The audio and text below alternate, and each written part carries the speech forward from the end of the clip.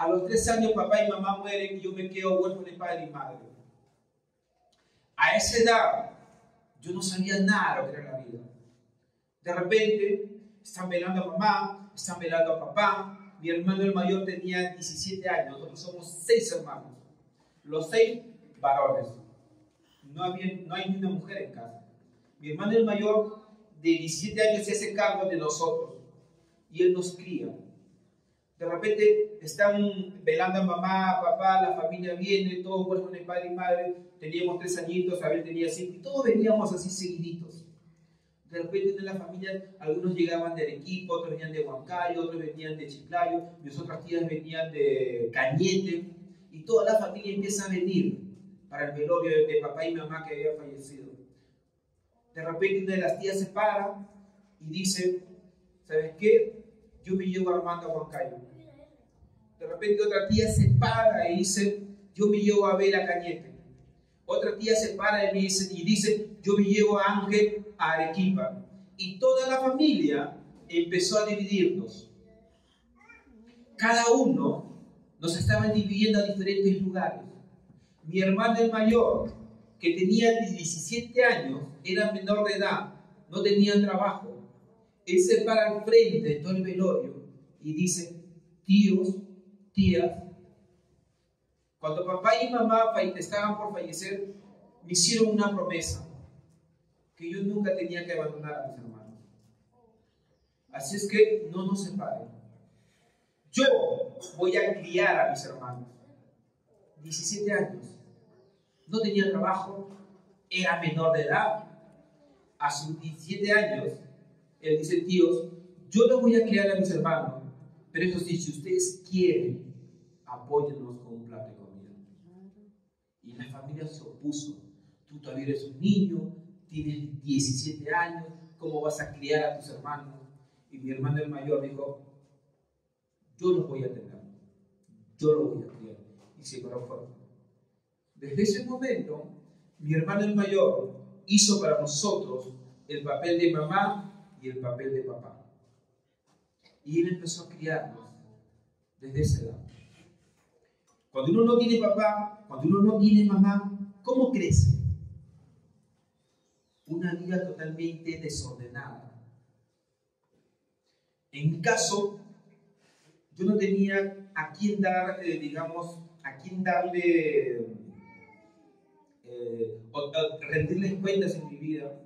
Mi hermano el mayor empezó a criarnos y muchas veces estábamos 3 días, 4 días sin comer porque en casa no había nada. Mi hermano el mayor trabajaba y buscaba trabajo para alimentarnos. A veces estábamos 3 días sin comer, a veces 4 días sin comer. Mi hermano trabajaba todo el día y en la noche él nos traía comida. Y recién en la noche comíamos de lo que él había traído después de haber trabajado todo el día buscando trabajo en la calle. Y muchas veces 3 días, 4 días sin comer. Y esa era nuestra vida. Nosotros allá en Lima hemos vivido en pobreza, pobreza totalmente extrema, donde no teníamos ni siquiera ropa para ir al colegio. Muchas veces mi hermano Abel, y siempre yo me acuerdo de él, porque a veces estábamos 2, 3 días sin comer en casa. Mi hermano Abel, siendo mi hermano mayor, me sacaba a la calle y tocaba la puerta de la casa de los vecinos y decía, vecina, ¿no tendrá un platito de comida para mi hermano Armando que está 3 días sin comer? Y muchos vecinos nos regalaban comida. Muchas veces no había para comer. Para ir al colegio comíamos, no sé si ustedes se acuerdan, las galletas de agua, creo que ya no hay, pero antes había galletas de agua. Y eso era nuestro desayuno, nuestro almuerzo y nuestra cena. Y tomamos galletas de agua con agua de caña. Eso era nuestra vida, nuestra juventud. Y así empezamos a crecer con Abel. Con Abel a veces vendíamos bolsas en los mercados. Y cuando no vendíamos bolsas en los mercados, la gente no nos compraba, entrábamos a los restaurantes para canjear bolsas por comida. Le dábamos bolsas y ellos nos daban un menú. Y con eso comíamos. O sea, realmente nuestra vida ha sido una niñez terrible. Hemos vivido una pobreza total. Y yo siempre creía que esa vida íbamos a llevar con Abel. Me acuerdo que cuando íbamos al colegio, iba totalmente desordenado, no tenía uniforme, iba sin ropa, mis zapatitos rotitos, y así íbamos al colegio con Abel, porque era lo que nos tocaba vivir. Y una de las cosas que yo siempre voy a decir, y se lo digo a los jóvenes, es que cuando yo fui creciendo, a los 13, 14 años, empecé a meterme en pandillas. Y eso no lo cuento así nomás, pero empecé a meterme en pandillas, en el alcoholismo, y también me empecé a meter cosas en el cuerpo, porque mi vida era desordenada. Y una de las cosas que yo hacía cada vez que yo tomaba, era renegar de Dios. Yo decía, Dios, si tú eres Dios, ¿por qué tú permitiste o te llevaste a mi mamá y a mi papá? ¿Por qué no pensaste en nosotros? ¿No pensaste que éramos 6 pequeñitos? ¿Acaso tú no eres Dios el bueno? El que dices que amas. Y cada vez que yo estaba borracho, renegaba y gritaba a Dios. Y mi vida era una vida totalmente desordenada. Me expulsaban del colegio, los estudios no me gustaban, la matemática era peor para mí todavía. Y empecé a vivir una vida desordenada. Por eso puedo entender a cada joven la situación que pasa en su vida. Y sé que muchas veces no es fácil, porque pareciese que la sociedad no entiende a los jóvenes. Pareciese que mamá y papá están en contra de los jóvenes. Pero a veces no es así. Me acuerdo de una fecha ya cuando estaba totalmente perdido, cuando creía que mi vida no valía nada. Mi hermano el mayor, él me lleva a una iglesia cristiana. Y un día me dice esto, Amando, me dice, ¿qué vas a hacer de tu vida? Me dice, mira la vida que estás llevando. Mira, ¿quieres terminar alcohólico? ¿Quieres terminar drogadicto? O tal vez una pelea en la calle te pueden matar. ¿Esa es la vida que tú quieres? Y mi hermano me lleva a una iglesia cristiana y entendí lo que es el perdón. Desde ese momento mi vida cambia. Así que tal vez si tu joven crees que nadie te entiende, que tal vez crees que ni tu papá ni tu mamá están de acuerdo con lo que tú haces, déjame decirte que muchos jóvenes están pasando por cosas más difíciles que ustedes. Y ustedes tienen la oportunidad de estar acá y poder encontrar una oportunidad de negocio para que ustedes puedan desarrollarse y ser jóvenes diferentes, jóvenes que puedan llegar a ser ricos y millonarios. Esa es la clave, porque a mí si me hubieran hablado de este proyecto hace muchos años atrás, mi vida hubiera sido totalmente diferente. Pero cuando mi hermano mayor me hablaba acerca de este proyecto, y les cuento la historia para terminar de mi hermano llega a comprometerse, tuvo una hija. Cuando mi hermano llega a comprometerse tenía que ya mantener 2 familias, a nosotros que éramos menores de edad y a su esposa y a su hija, o a la mamá de su hija. Y uno cuando es pequeño, ¿cómo es? Travieso, inquieto, todo desordena, todo ensucia.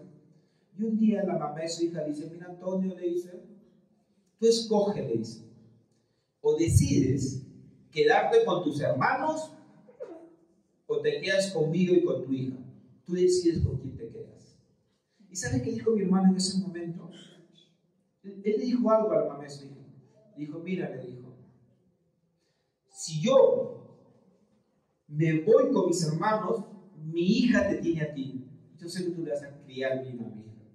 Pero si yo me voy contigo, ¿quién va a criar a mis hermanos? ¿Saben qué eligió mi hermano en ese momento? Decidió dejar a su familia por criarnos a nosotros.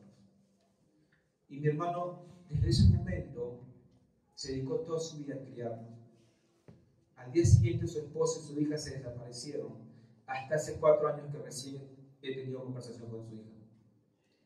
Su hija se desapareció de su vida, la mamá y su hija de la misma manera. Y mi hermano nunca se volvió a casar. Él ha partido hace 4 años a la presencia de Dios. Pero para mí es mi padre. Nunca tuve un amor de papá, nunca tuve un amor de mamá, pero para mí es mi papá. La persona que me enseñó, la persona que me educó, la persona que me formó y la persona que me dejó un legado. Es mi padre. Y todo esto se los cuento, ¿saben por qué? Porque tal vez la vida no ha sido fácil para mí. Y de repente para ti la vida es más difícil. Tal vez estoy muy Armando, lo que tú has pasado no es nada lo que yo estoy pasando. Yo te entiendo. Tal vez tu vida puede ser más difícil, Pero en DXN vas a tener tus grandes resultados, porque acá tú vas a tener o vas a llegar a tener libertad financiera. Acá tú vas a poder viajar por todo el mundo. Acá tú vas a poder disfrutar libertad de tiempo, libertad para poder gozar con tu familia, para poder pasar tiempo con tus hijos, algo que yo no lo tenía. Acá aprendí. ¿Cómo digo esto? Porque cuando yo inicié este negocio, antes de iniciar este negocio, yo trabajaba manejando camiones. Y mi hermano el mayor, lo único que yo aprendí de él, porque él no sabía hacer otra cosa, es manejar carros. A la edad de 13 años yo ya manejaba carros porque tenía que trabajar para sobrevivir. Y si que yo no podía o no trabajaba, ¿cómo sobrevivía? Sí o sí tenía que trabajar. A los 13 años con Abel ya salíamos a las calles a trabajar porque teníamos que comer. Y lo único que mi hermano Antonio me enseñó fue a manejar carros. Yo empecé a manejar carros desde los 13 años. A los 18 años ya empezaba a manejar camiones para provincia. Yo me iba manejando camiones por diferentes lugares y trabajaba en una compañía que ya quebró, esta compañía que se llama Lamborghini, era una compañía de helado. Iba por diferentes lugares manejando camiones, transportando. Y en este transcurso, cuando uno maneja camiones y uno va por las carreteras, ves la muerte a diario. Todos los días ves accidentes en las carreteras. No solamente es accidentes, muchas veces ves los huaicos, las nieves. A veces estaba en la carretera un día, 2 días botado, hasta esperar que el Ministerio de Transporte limpie la carretera para recién los carros poder pasar. Y esa era mi vida. Manejando más de 10, 12 años manejando camiones, y a esto me dedicaba yo por años. Hasta que me comprometí y mi hija nace. Una hija que tenía 3 meses de nacida. Me acuerdo ese día me mandaron un viaje a Huancayo, y los que conocen la carretera de Huancayo, los que no saben cómo es, yo ya me venía por la bajada de Ticlio y me venía desesperado manejando hacia Lima. En una curva que le llaman la curva del diablo, en esa curva que yo estoy volteando, en la misma curva subí un tráiler y yo distraído, casi me choco frontalmente con ese tráiler y casi pierdo la vida. Faltaba como menos de medio metro para poder estrellarme frontalmente con ese tráiler.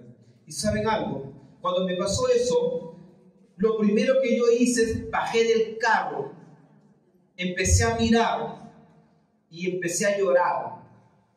¿Y saben por qué yo empecé a llorar? Porque yo les digo algo. Yo he sido huérfano de padre y madre. Mi hija había nacido, tenía 3 meses de nacida. Y si yo moría en este accidente, ¿qué iba a pasar? ¿La historia? ¿Qué? ¿La historia qué? Mi hija se hubiera quedado huérfana también. Yo no quería eso. Yo sé lo que es vivir sin papá y sin mamá. Sé lo que es pasar hambre.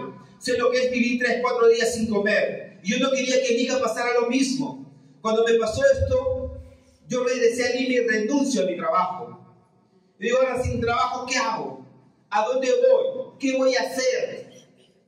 Y empecé a buscar trabajo. Y empecé a manejar camiones, no sé si... Acá creo que no hay problema, son los camiones de Yamagas, unos camiones que repartían gas aquellos años de casa en casa. Yo empecé a manejar un camión de ellos, estoy al fondo en una foto ahí. Empecé a manejar camiones para Yamagas. Y empecé a repartir camiones, pero la zona que a mí me dan es una zona del Callao. Los que conocen el Callao saben que es una zona tranquila. Allá no hay delincuencia, en el Callao nunca roban, la gente es muy respetuosa, ¿verdad? ¿Sí, no? Allá no hay delincuentes, todos son respetuosos, son muy caballeros. Te saludan a cada rato.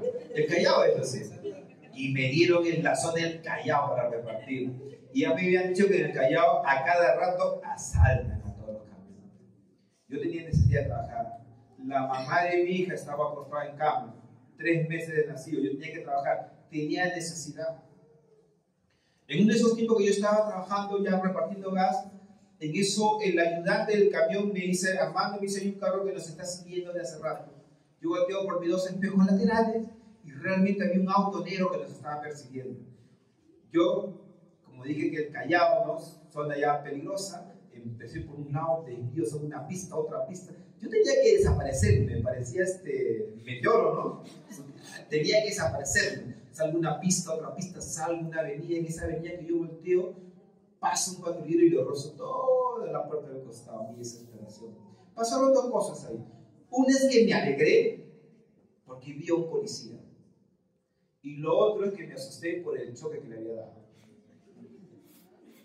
Cuando yo me bajo el patrullero, creo que un poco más le prendo velita al policía. Digo, gracias, Señor.